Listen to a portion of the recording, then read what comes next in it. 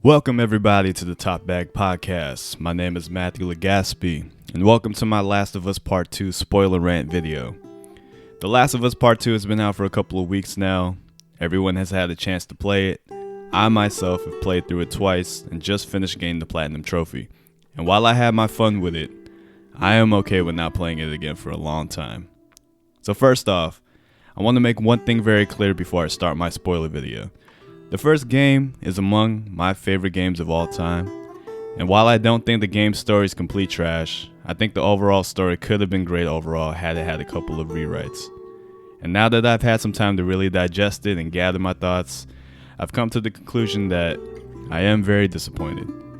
There are a few annoyances I have with the game, but the story is my biggest complaint. There are so many story elements and character interactions within the plot that falls incredibly short. But there are also moments very much on par to the first game's greatest moments. Anything involving Ellie and Joel is the absolute best parts of the game, and that is pretty much a universal agreement among fans. The flashbacks in the dinosaur museum and the moments with Joel trying to connect with Ellie through the acoustic guitar and music are easily the highlights of the game for me. It really just reminded everyone who was a fan of the first game, myself included, as to why we love these two characters.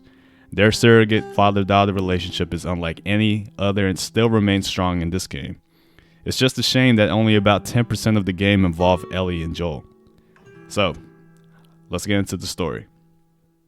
I'm gonna find, and I'm gonna kill every last one of them. It's been roughly 4 years since the end of the first game. Ellie has a new life in Jacksonville with a thriving community, a love interest, and more importantly, a purpose in life. Like many of the citizens of Jacksonville, she is in charge of scouting and patrolling the perimeters of the town and kill any infected that may be nearby. So right from the start, you can tell that Ellie has changed a lot as a person. She's matured, she's not as spunky or as humorous as she used to be. Her relationship with Joel has soured due to certain plot details I'll talk about later. But ultimately, she's becoming a full-fledged adult. I think the most jarring thing about Ellie's development is the fact that she lacks personality. Under the circumstances, I understand why Ellie has turned into a one-dimensional psychopath, but unfortunately, it has made Ellie into an almost unlikable character by the end of the story. Almost every character trait that made players fall in love with that character is practically non-existent during the main story, and it is only shown during the flashback segments with Joel. I do okay. Are you fucking kidding me? You're welcome, kiddo. So I want to get straight into some of the controversy regarding certain agendas and story quarrels that's caused the fan base to go completely apeshit the past couple of months. Yes, the LGBT themes are very present in this game. From the first hour, the story starts with Ellie having an off-screen argument with one of the townspeople over calling her a derogatory term and Joel coming to defend her. Immediately, I was kind of annoyed with the fact that in this world, sexuality still has to be an issue even during a zombie apocalypse. I'm not saying bigoted people couldn't exist in this world, but I feel like after 25 years after the outbreak, I don't know why it has to be one of the main themes in this game. Where Neil Druckmann and co-writer Haley Gross missed the mark with the game is trying to reflect too many real-world agendas. As a matter of fact, it is probably my biggest complaint about the story altogether. The whole story is supposed to be about revenge and duality of right and wrong. The story really could have been a simple tale of humanity trying to deal with the consequences of taking human life, dealing with the violence going on outside and inside oneself. So right off the bat, I was completely on board with the parallel characterizations of Ellie and Abby. Joel was a father figure to Ellie. Joel kills Abby's father. Abby wants revenge and kills Joel. Ellie wants revenge and wants to kill Abby. It's really a simple story premise that, if written better, could have hit home. Instead, they focus more on relationships and love triangles in this game. I think they really should have went more in depth about father-daughter relationships. You can argue that the first game already covered it, but I think having Ellie as an adult now was more than enough to spark interesting stories of how Joel and Ellie's dynamic could and should have changed. It would have been more interesting to see how Joel would have had to deal with something that a lot of parents fear, which is a stage where your kids don't need your help anymore. The second flashback with the Fireflies was such a poignant moment, and in all honesty, the most important moment in The Last of Us Part 2, and they chose to cut it criminally short. That in itself could have formed into a story about forgiveness and trust. The acting was superb, the dialogue was amazing, but it doesn't develop nearly enough as it should. I don't get why they didn't focus more on Joel and Ellie in this game. I also think they should have delved more deeply into Abby and her relationship with her father and the Fireflies. But instead, they focus more on her piece of shit love interest Owen in the aquarium. Not to mention there's no mention of Ellie or Abby's mom in this game. That was a plot point I was hoping they were going to flesh out more in part 2, but they chose not to mention it at all. The new characters Owen, Dina, and Jesse all fail to gain any sympathy from me, and that's because they don't add enough dimensions to the story and don't have interesting character moments. Dina exists purely for Ellie to have someone besides Joel to care about. Oh, Ellie. I think they should be terrified of you. The biggest disappointment of the story were the additions of Lev and Yara. They were former members of the Seraphites who decided to leave the cult for undisclosed reasons when you're playing the game at first. As the game goes on, they slowly build up to why the Seraphites are out to kill them. As any cult does, if any member doesn't fully conform to their ideologies or beliefs, they usually ostracize them in some way, shape, or form. For the character of Lev, they revealed that he shaved his head, which is forbidden for some reason, but then a couple of hours later, the Seraphites run into Lev and Abby and refer to Lev as Lily. So we find out that he is actually a she. At this point, I was still on board. Lev's actual character and personality is really endearing, and he served as a good side character to Abby. Abby in this game has an extreme fear of heights, and Lev's character helps motivate her to confront her fears by using some of the Seraphites' philosophies. I like that even though Lev was basically banished from the Seraphites, he still found the teachings and beliefs useful and applicable. Lev and Yara were actually the only characters I actually care about in this story. What they ended up doing with them is extremely disrespectful and just another example of bad writing. All of the characters in the first Last of Us were memorable and were really well written, so I find it a little jarring that none of the characters, with the exception of Lev and Yara, failed to gain any sympathy or empathy from me. So I'll say this first. I love and appreciate that Neil and Naughty Dog wanted to have an all-inclusive cast of characters in this game. The first game was pretty diverse in itself. Sam and Henry were African Americans who had really significant roles in their section of the game. Bill was another gay character who left a lasting impression. Having representation is great, and I think it's positive progression when done correctly. In this game, there's a heavy Asian-oriented cast, which I appreciate. We have some Latin representation and physically strong women. I love it. Now, here's where I had problems with Lev's overall presence in this game. Far into the game, Abby has a conversation with Lev's sister Yara in the aquarium about Lev or Lily's internal struggle with gender. Lev is actually a girl who identifies with being a boy. I think this is the very first transgender child character in any video game. Yara then delves deeper into their family dynamics and reveals that their mother is a conservative and hates the fact that Lev wants to be a boy even though she is a girl and is expected to be married off later as an adult in the Seraphite community. There's more detail about Lev's role in the Seraphite society, but at the end of the day, it becomes unimportant. At this point, Lev and Yara are planning to go to Santa Barbara with Abby's love interest Owen to start a better life, but before doing that, Lev wants to confront his mother and convince her to accept them and possibly come with them to Santa Barbara. And this is the very moment where I completely hated where the story was going. I was pretty annoyed with the story as is at this point, but this is the straw that broke the camel's back for me. What my problem with Lev's story arc is that it served absolutely no purpose in this game's narrative.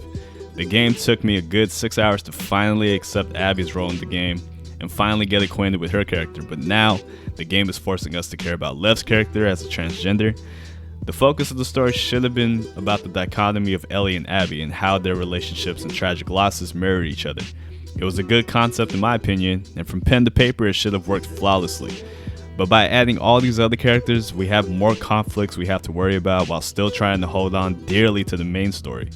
What Lev and Yara's story arc does is deviate from the original plot and forces us to play an extra hour or hours of gameplay of unnecessary gunfights through useless spectacle.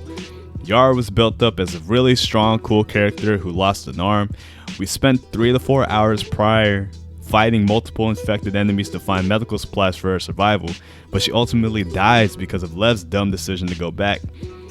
Her sacrifice was like a slap in the face for the players because she basically died for nothing. Of all characters that died in this game, Yara should definitely not have been one of them. I'm not fucking moving.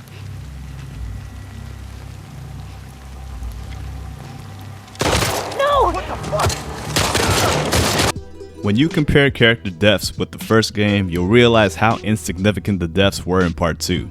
For example, when Tess and Sam died in the first game, their deaths were impactful because they got bit in the process of trying to help Joel and Ellie fight the infected.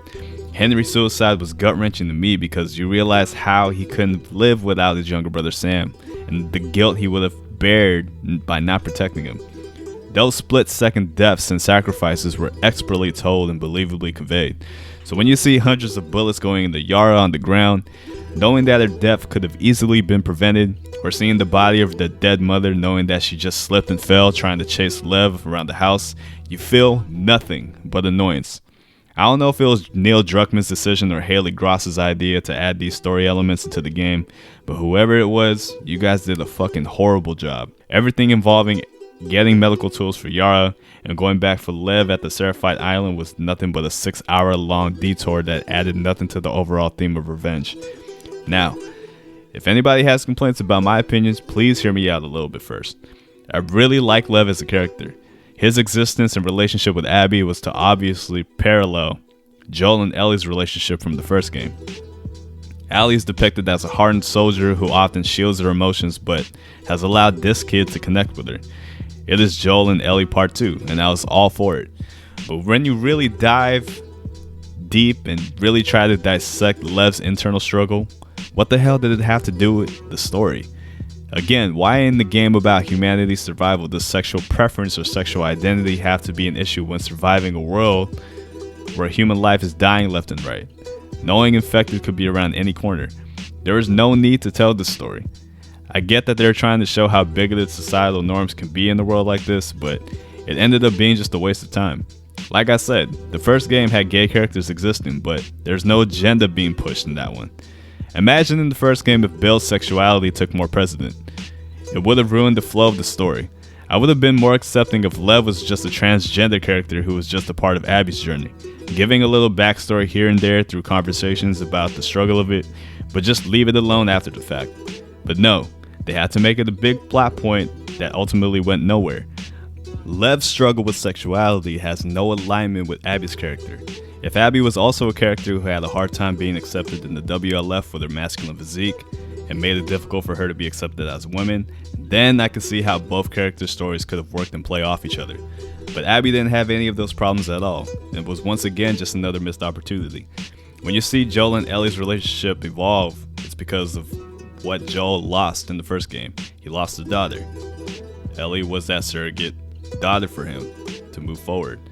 With this story, Abby and Lev, yes, they both lost family members, but their internal struggles don't really connect with each other. It doesn't really make sense.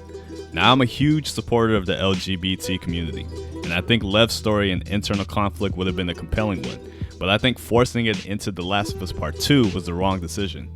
Lev's story could have easily been a DLC side story similar to Left Behind. That way it could have been more fleshed out and wouldn't have detracted from Ellie and Abby's story. It would have made Part 2 story a lot leaner too. But instead we get a story that loses focus due to forced pandering. Before I end my video, I want to talk a little bit more about Abby before I finish. I think overall, I was satisfied with the character development. Originally, I thought Abby was going to be the transgender character just based on her strong facial bone structure and huge muscles, but I was surprised to see that she was just a regular old gal who was physically strong. I do think they overcompensated with the muscles though, but they could have toned it down just a little bit. So I think at the very least, I like how Abby was built up. Laura Bailey did a fantastic job. Joel's death scene was the face of the leaks back in April or May, and seeing it play out in this game with full context was still hard to watch for me. When people say that his death was disrespectful, I can't really argue because there was a part of me thinking the way he died was purely for shock value. However, the decision of having Joel die in this game was still the correct one in my opinion, especially when you know he's killed hundreds of people in the last 20 years since the outbreak happened. There's no way you can kill so many people and come out unscathed. I think having Abby's father being the main surgeon that you were forced to kill in the first game was a smart choice because we all know how that first game ended. Having Ellie be killed without consent at the expense of humanity's salvation is still a popular debate among fans still up until this day. Ellie was the surrogate daughter of Joel in place of his real daughter that Joel had tragically taken away from him, so him willingly leaving the Fireflies to conduct surgery that would kill her was definitely out of the question. Once again, the first game was laid out everything perfectly, and it was hard to blame Joel for his actions in the end. So when you play this game, you get a little bit of the relationship dynamic between Abby and her father during a flashback, and while short, I think it conveyed just enough for us to at least gain a little bit of sympathy. Marlene even makes a surprise return in the flashback segment when she's talking to Abby's father before the surgery is supposed to happen. She delivers probably the most important line in this game. What if it was your daughter? What if it was Abby that was under the knife instead of Ellie? What is a life worth to you? Is it worth saving the world if the one life you're living for has to die for it? I'm aware of the situation. And you're okay with killing her? No, I'm okay with developing a vaccine that'll help save millions of lives. How many Fireflies have died for less? That was their choice. Are you asking me? Or are you telling me this is how it's gonna be? I am begging you to buy in. And what if this was Abby? That was the constant dilemma that was being thrown at the player in the first game, and I don't understand why Neil couldn't have connected it more with this game. He could have developed a deeper story building up the relationship dynamic between Abby and her father so the players could gain more sympathy for her loss. There was one flashback scene with her and her father that lasted for 20 minutes. That is not enough time to flesh out a good father-daughter relationship. They really tried to embellish the idea of Abby's father being this really wholesome guy who is an animal lover that likes to collect quarters, but that's about as deep as his character goes. If you want players to care about characters' death, we need more than just a couple of quirks to make us feel sympathy. Once again, instead of focusing on Abby's love relationship, we could have had a nice 2 to 3 hour story about Abby and her father leading up to Joel's confrontation, but yet we have another missed opportunity again. There is so much hate for Neil Druckmann and Haley Gross right now for their writing in this game, and it just really makes me wonder if Bruce Straley would have been back for this story had it been better. Neil gets the majority of the credit for writing the first game, but people sometimes forget that Bruce Straley was also a major component. I just wished we could live in an alternate reality where both Neil and Bruce collaborated again to write a proper sequel to The Last of Us. I'm not quite sure how much of his writing was involved in the first game's story, but if it was enough to have made it the masterpiece that it was, Naughty Dog should have fought harder for him to return for part 2. So lastly, I want to talk about the final minutes of the game between Ellie and Abby. So after 25 hours of gameplay, we finally get to the point where Abby confront each other one last time on the shore of Santa Barbara, engaging in hand-to-hand combat. I know a lot of people would have preferred for Ellie to just kill Abby by the end of the game, but I think it was actually a good moment that solidified Ellie as a character, and it is a moment that differentiates herself from Joel. I see people in the comment section saying, oh, Ellie killed hundreds of people and dogs, but she can't bring herself to kill the one person who has taken the most important person to her. And in my head, the simple answer is, yes, of course she can't.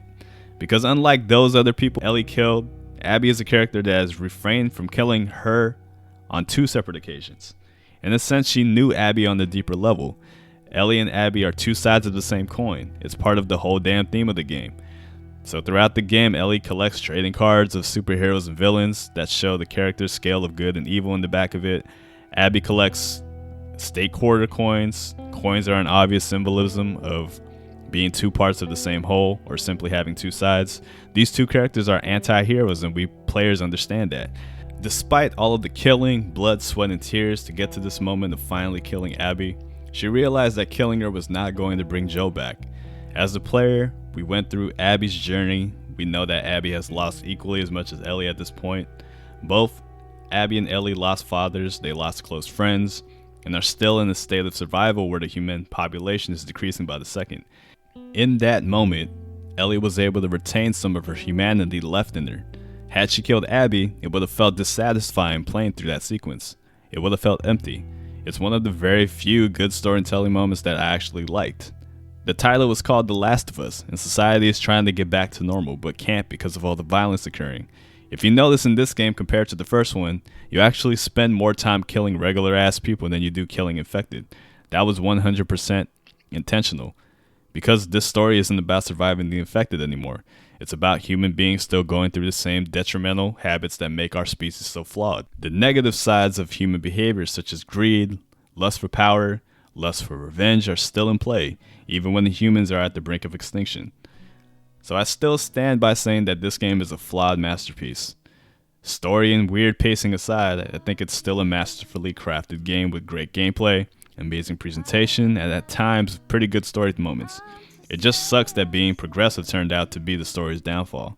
I don't see this game being celebrated or even being as commercially successful as the first one. For me, I still think the first game is Naughty Dog's crowning achievement. I hope moving forward, Naughty Dog and Neil Druckmann specifically learn from this experience. While there are plenty of fans who are anti-LGBT and purely trolls and haters, there are actual fans that have some good points out there. I respect the fact that The Last of Us is Neil's baby, and he has every right to do whatever he wants with it. But if he wants to continue having a successful career in writing, directing, or whatever it is in the game industry that he does, he needs to take into account of how people are going to perceive the work that he does, and know his place when telling a story. This is a pro-LGBT game, yet none of the main writers are neither LGB or T. And that's probably why I failed to connect with audiences. You have to be socially responsible when telling stories of demographics foreign to your own. No matter how much love and respect Neil may have for the LGBT community, it is not his place to tell their stories. People are going to either like it or hate it, and that's just how it goes. If I had to give this game a rating, I would probably give it a 7.5 out of 10, somewhere around there. But it's still a great game. I just wish it could have been better. If you guys made it all the way to the end of this video, I really appreciate the time you guys took to listen to this little rant of mine. Also leave down a comment below. I would love to engage in some conversations or dialogue about the game's story. It's a big disappointment to me, but it might have been great for others. Also, if you like this content, please hit the like or subscribe button. I would love to make more reviews like this in the future. From the top of the dome to the back of the pack, this is the Top Bag Podcast. I'll see you guys next time. Peace.